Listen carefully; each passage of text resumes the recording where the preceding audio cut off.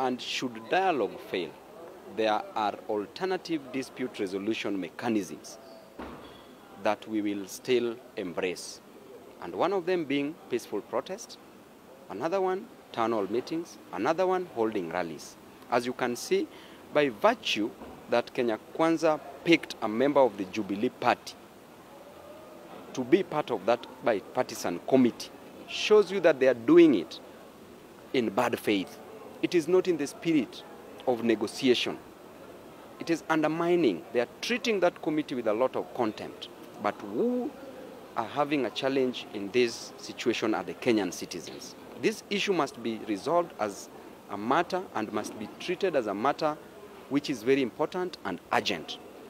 And the roadside declarations which are being made by Mr. Rigathi are very unfair, are belittling and undermining the sovereignty of Kenyan citizens. And I want to remind him that he should stop such roadside declarations, because this nation is not about him as Rigathi. Number one, he's very unwashed, he's very agricultural, he's very uncouth, he's very unkempt, and he who comes to equity must come with clean hands. That is one of the maxims of equity.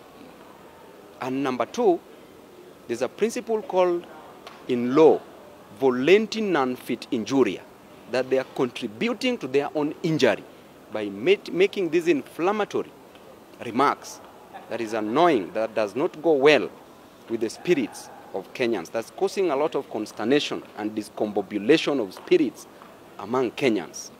And therefore, holding public barazas and or holding town hall meetings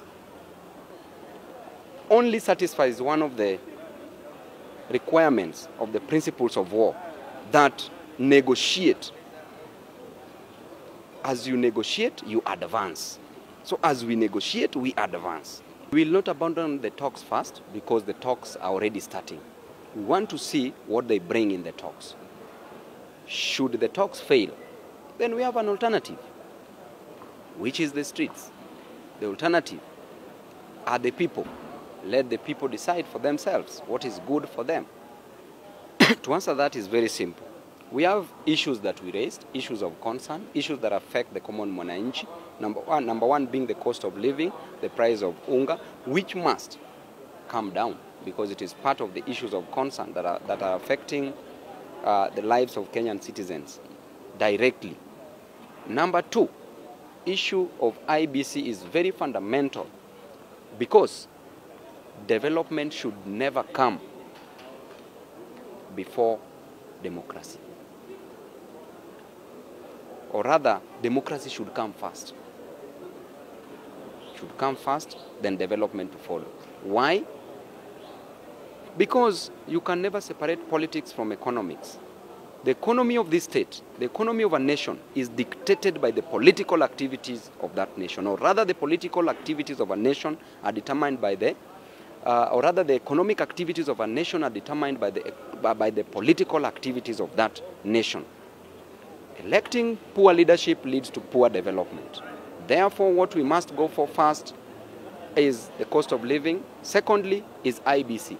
Because if we wish away that, then we will never get development, because we will always get poor leaders.